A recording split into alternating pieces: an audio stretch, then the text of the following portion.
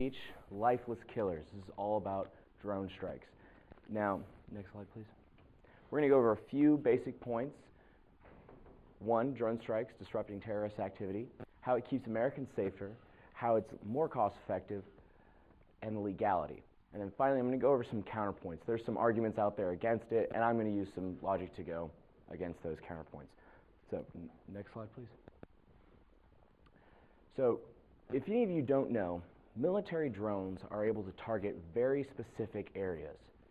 They fly very high in the atmosphere, and they can target one specific building. In fact, we even have bombs that are so sophisticated they can punch through 2 stories and then blow up on the bottom level, effectively eliminating deaths on the first or the third and the second, and only killing people on the first.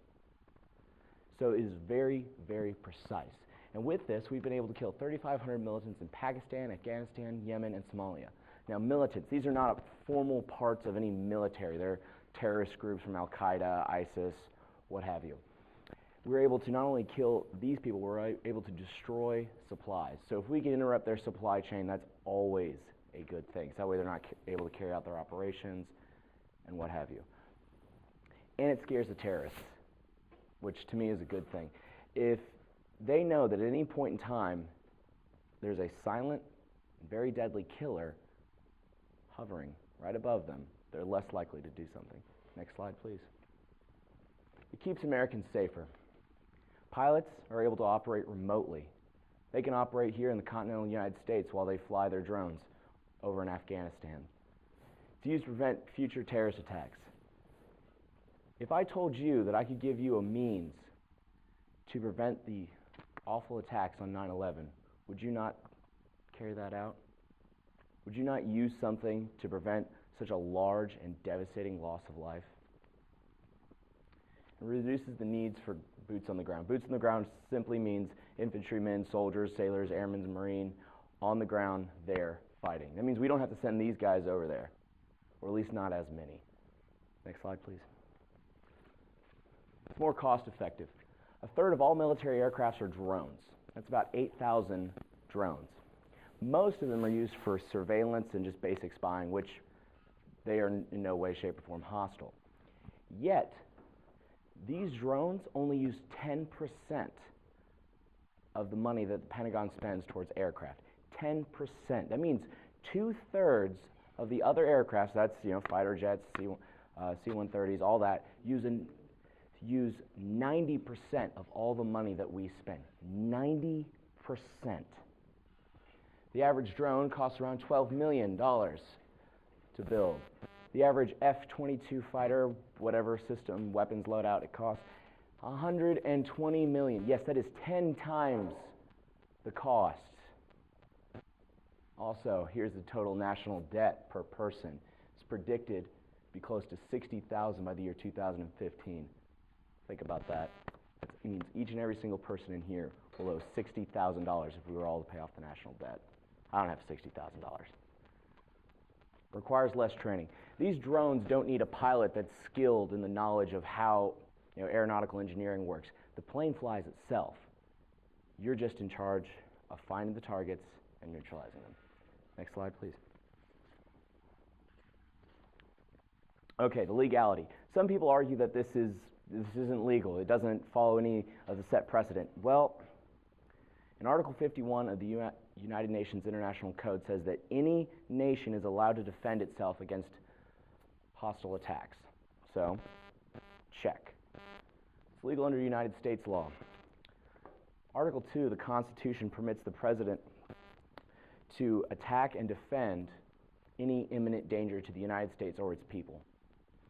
So, if the President perceives that there is a threat, he is allowed to act. This is a presidential order. If any of you remember the early startings of the Iraq War, President Bush was allowed to send troops over for 180 days before he needed approval for Congress. This is the same article. Next slide, please. All right, counterpoints. Some people argue that this compromises a nation's sovereignty. A nation's sovereignty is the believed right that a nation has to be sovereign within its own borders, that it's supposed to be the king of its proverbial castle. To this I say, why should I care? Why should I care if after we have done countless negotiations with Iran, Pakistan, and many other countries, they still continue to harbor terrorists? Why should I care if I go over their borders and take out just these terrorists? I'm not advocating for taking out civilian populations. No, never. If not another civilian died, that would be amazing. But no, why should I care if they don't take the time and the effort to help find these murderers? Some people also argue that it kills large amounts of civilians. To this I say that is an ignorant statement. People haven't taken the time to do a little bit of research.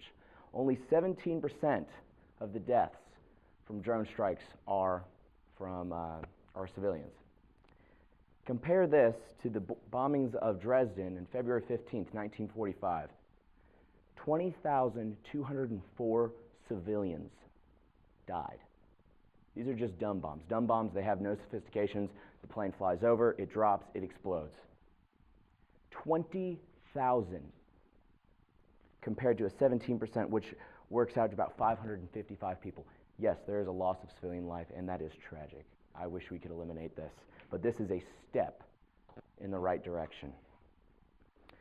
Compare this again to one bomb dropped by the Enola Gay over Hiroshima, killing 150,000 lives. Estimated only about 2,000 of those lives were actually military members. 150,000 people died just from one bomb. Can you imagine if we had had a drone flying over targeting specific military buildings? We wouldn't have killed mothers, we wouldn't have killed daughters, we wouldn't have killed sisters, we wouldn't have killed any of these people.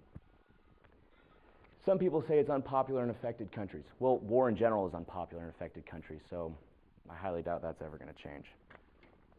Next slide. That's all I've got. Thank you.